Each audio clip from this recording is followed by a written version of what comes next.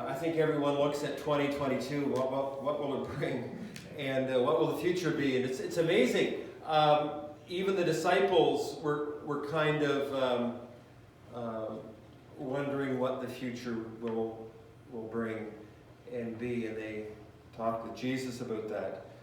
This is a portion of Scripture that Mark is writing and describing, and you can find that the same event is found in Matthew 24. So it's about what will the future be like? When will your return be, Jesus? What's the future? And so this is the disciples asking Jesus what tomorrow will bring, what next week will bring. So we want to take a look at this, and I think that this can have helps for us today in 2022. As Jesus was leaving the temple, one of the disciples said to him, "Look, teacher, what massive stones, what magnificent buildings. Do you see all these great buildings?" replied Jesus. "Not one stone will be left on another. Every one will be thrown down." As Jesus was sitting on the Mount of Olives opposite the temple, Peter, James, and John, and Andrew asked him privately, "Tell us, when will these things happen?" When's the future? What's the future? "And what will the sign, and what will be the sign that they are about to be fulfilled?" Now we know this all as what the future is going to be like, and the sign of his return, what it's going to be like. And so we've heard many sermons on Matthew 24, mostly, some on Mark 13. And so we want to take a look at that today. And I'm not going to be going into every verse, and we're not going to be dissecting every prophecy and what Jesus has said would take place. We do see them taking place before our very eyes. But we want to take some guidelines and principles that I think that we can apply to our hearts and lives today. Heavenly Father, we thank you for this day. We thank you that you are with us, Lord, in the good days and the difficult days. Lord, as we're grieving over the loss of a loved one, you're there. You said that you would bring comfort to us.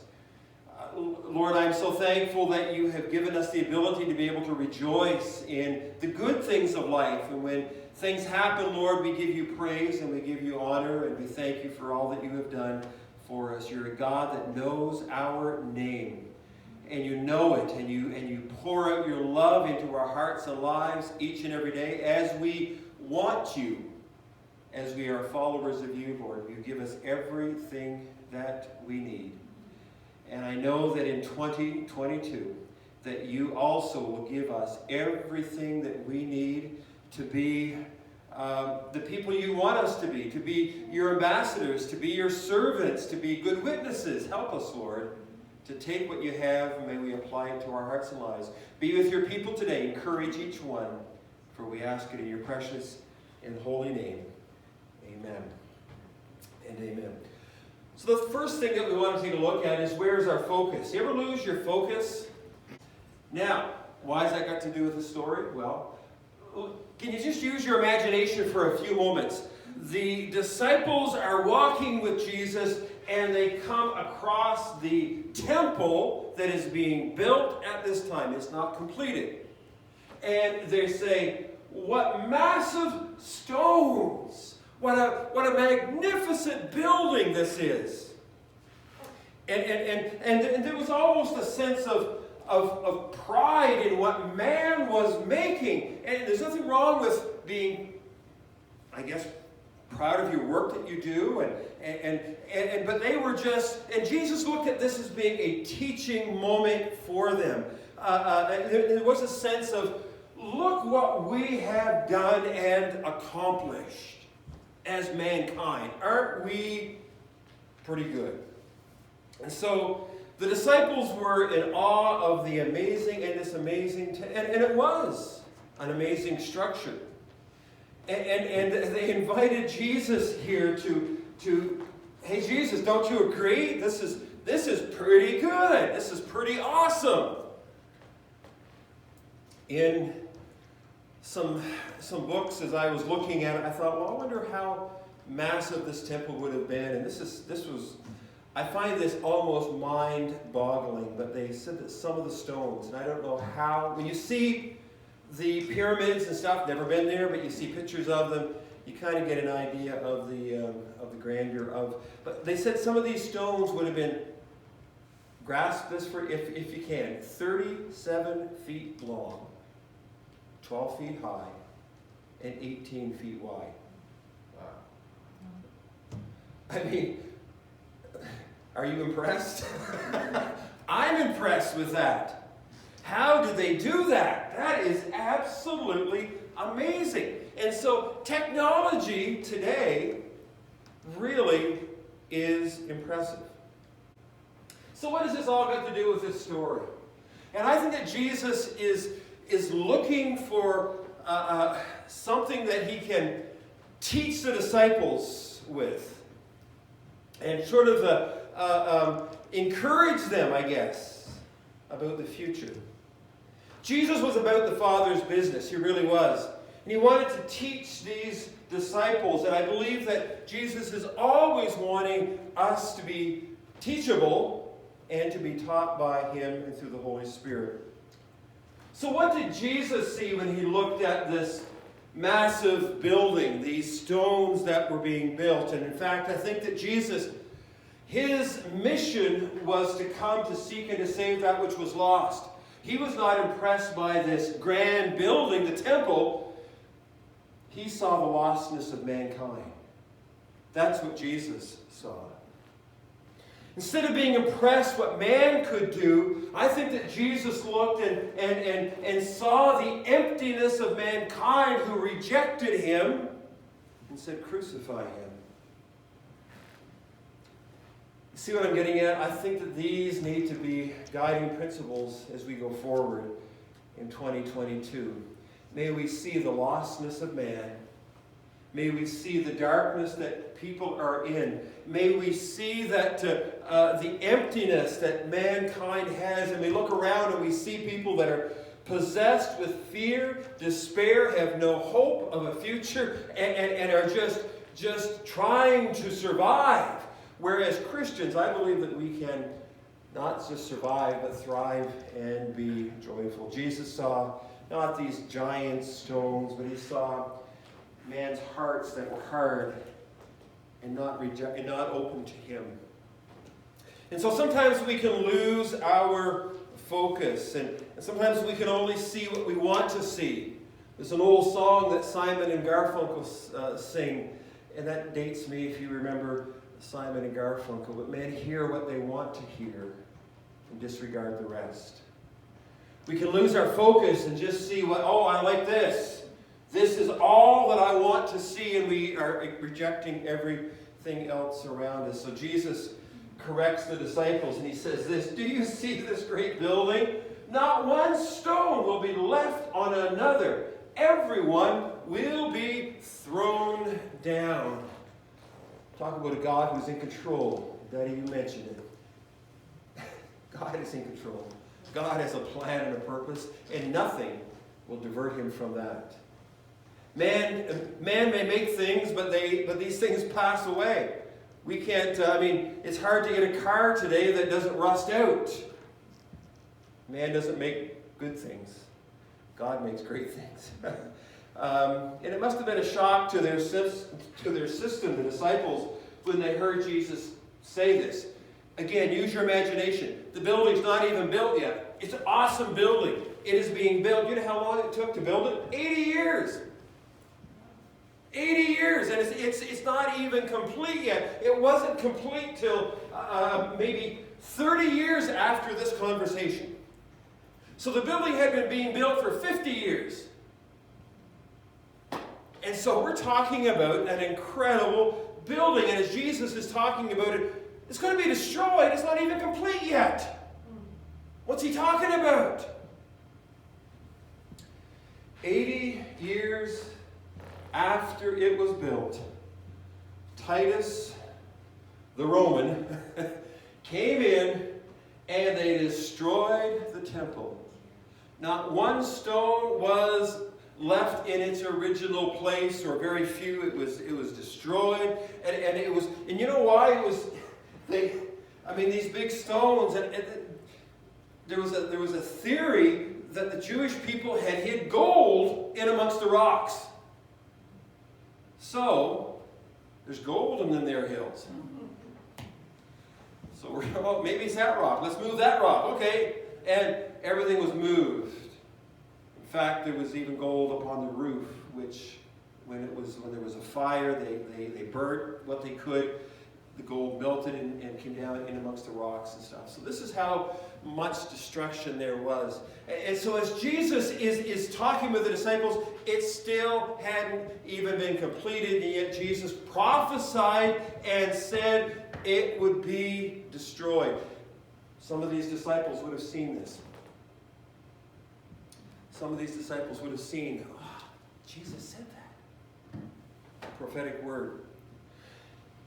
So, what is the problem here with the disciples? In fact, I think what it is that the disciples were so impressed with this temple that was being built to honor God, they were more impressed with that building than they were of God. Yes. See how we can lose our focus? I'm not criticizing those guys. I probably would have been right there too.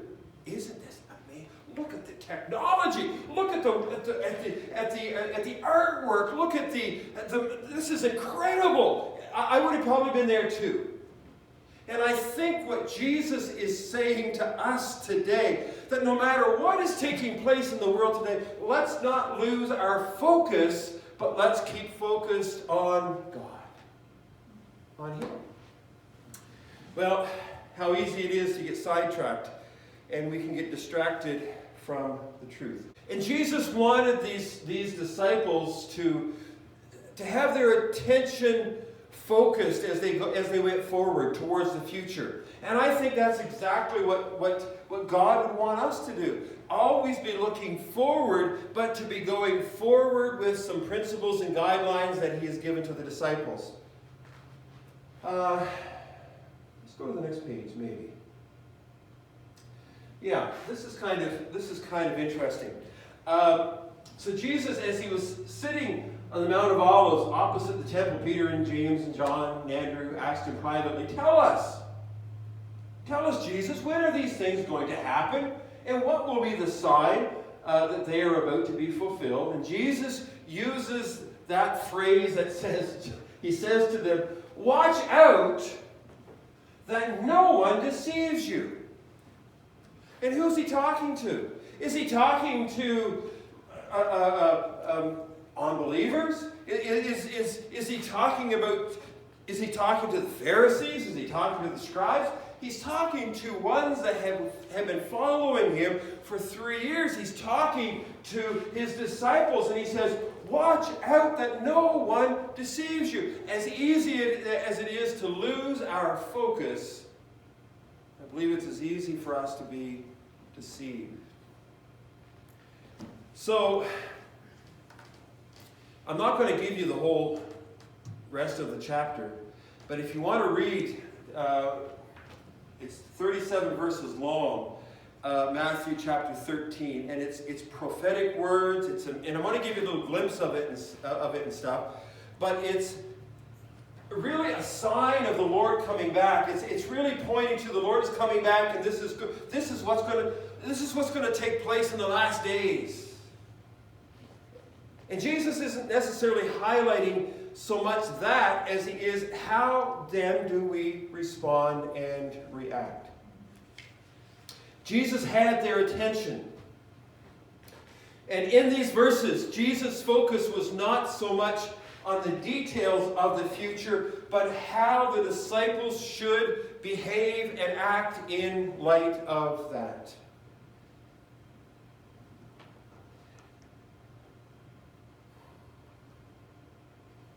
It was this desire for the disciples to be wise and to live very efficient lives. And in these verses, there's actually 8 times, and I think I have some, that's actually the first one, is that catchphrase, watch. Jesus is telling the disciples to watch. Let me give you the rest of the 8 phrases and stuff that he says. In these verses, he says, watch, do not be alarmed, do not worry, be on guard, be alert, and keep on watching. And so it's absolutely amazing when you look at this. Let's go to the next one, because we'll talk about each one of them. Look what he says. You will hear of wars and rumors of wars. Do not be alarmed. That's good advice for today, isn't it? Don't be alarmed. Such things must happen, but the end is still near. Nation will rise against nation, kingdom against kingdom. There will be earthquakes in various places and famines. These are the beginnings of birth pain. You must be on guard. You'll be handed over to the local council and flogged in the synagogues. On account of me, you will stand before governors and kings as witnesses to them. So, we have seen Jesus already say to the disciples, you've got to watch.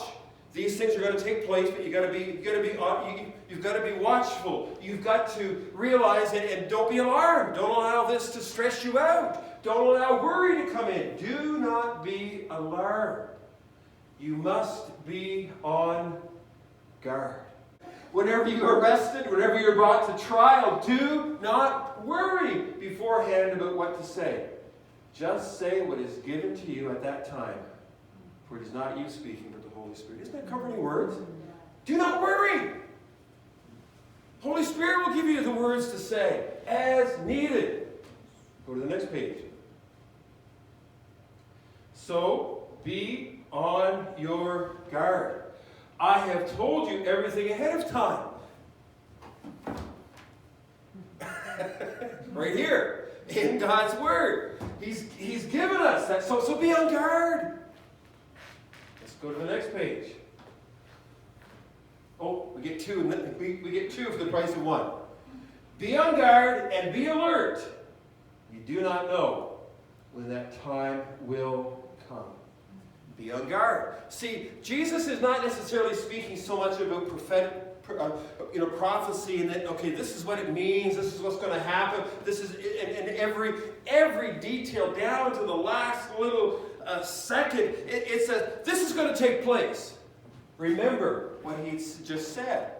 This temple, it's going to be gone, but Jesus is not even complete yet. It will be gone. God said it. It'll happen. Let's go to, we have one more, the last one. What I say to you, I say to everyone, watch. Jesus' focus wasn't so much on the future details as much as it was concerned about how the disciples and us today in 2022 live our present lives. Realizing that the Lord is in control, prepared for the future. It will help us to be prepared in the present. Prepared for the future. So when I say that, be prepared, what does that really mean? Well, it's very simple, basic stuff here. We're not giving you anything that's not new. Be prepared. First and foremost, be saved. Make sure that your name is written down in the Lamb's Book of Life. If you ask Jesus to come into your heart, then you're saved. If you're following Christ Jesus and doing your best, trying to live according to the principles that He has set down for us, and you're saved, that is being prepared. Secondly, it is knowing that God is in control. That God is in control. Always say, what's going to take place? How's church going to function? What's going to take place? And there's a lot of people outside that are really concerned. But as for us as believers, we ought to be able to say, I know who's in control. And He knows my name. And He's ordering my steps. He has a plan and a purpose. And I'm going to be a faithful follower of Him. Knowing that God controls the future. And thirdly, we look forward to his return. He's coming back. He is coming back. And as Christians, that ought to be a positive statement. We ought to not say, he's coming back. Oh no, I was just having so much fun. I hope he doesn't go back for a while. And no, as Christians, when we hear the words, he's coming back, we say, praise the Lord. He's coming back. And there's times where me and Barb jokingly say this, and I think we've said it. We've heard somebody else say it would be a good time for the Lord to come back today. Going through a difficult time or whatever. But he is coming back. Jesus is coming back, and that's a positive statement. But for those that do not know Christ Jesus, that is a troubling statement. The Lord wants us to not just be a Christian in name, but he wants us to be a Christian in our lifestyle. Watch. Don't be deceived. Don't be alarmed. Don't be worried. Be on guard. Be alert. Keep watching. That word watching means this: awake spiritually. You ever fall asleep? Oh, I tell you. Don't everybody come over to the office now at the church, but I have two lazy boys at the church, in the office down there. And at Christmas time, we went to the post office, and our daughter had sent us a parcel. So we brought it over to the church because we were coming over to the church, and it was a nice red blanket that would go along with that shirt that I had. Plaid shirt. But on the inside, it has some kind of fabric that is soft. I don't know, it is so soft. Now, can you imagine sitting down there in that lazy boy with that soft, plush blanket? It's easy to fall asleep. You might say you didn't have a prayer. I didn't have a prayer, but I was resting in Jesus.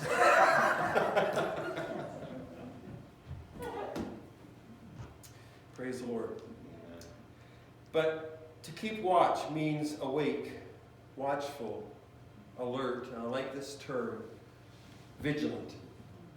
Being vigilant.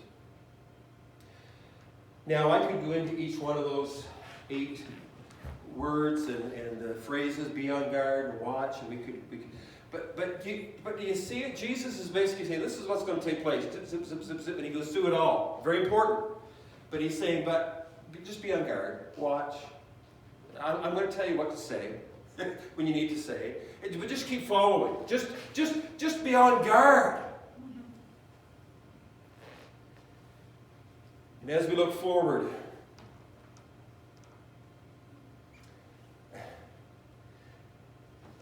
and I just pray that we will say, oh God, help me to be the person that you want me to be in 2022. We're going to say, oh God, will you change my life? This is a scripture that's kind of interesting. I think it's here. Maybe one more. 1 John. See what great love the Father hath lavished on us. Think about that. I heard somebody say this: Jesus died for us. Is it too much to ask for us to live for him? Yeah. What great love the Father has lavished on us that we should be called the children of God. That's what we're called, children of God. Wow. And that's what we are. The reason the world does not know us is because they did not know him. Dear friends, now we are children of God, and what we will be has not yet been made known. But we know that when Christ appears, coming back, we shall be like him, for we shall see him as he is. Those that have this hope in him, what does it say? Purifies themselves. Basically, we live for him. We live for him. I'm not just a Christian in name, but I pray that people will realize that I am a Christian that follows Christ, his principles, his guidelines. That means that I will forgive those that need forgiving. That I will love the unlovable, that I'll pray for those people, that I will be the Lord's hand extended. Now, I may fail, but I pray that I will be doing that more often than not. I pray that people will see Christ in me. And so, looking forward, alive in the present that we live right now. Yes, changed lives, rejoicing that He's coming back, and marked as passionate, or make us passionate about sharing the good news. How can we but not tell the good news? The world is so inundated with false, bad, negative, dark, dreary news. We have good news. Think about it. Jesus loves you, no matter what you've done. Jesus knows your name. Jesus has a plan and a purpose for you. He's preparing a place in heaven for you right now. What good news we have. And 2022, we can have hope or fear. I choose hope. I choose to know that and follow a God that loves me. I choose to realize what Jesus did for me on the cross. And I say, thank you, Jesus, for all that you've done. I choose to be led by the Holy Spirit. May He continue to live and reside in us. And Heavenly Father, I thank you.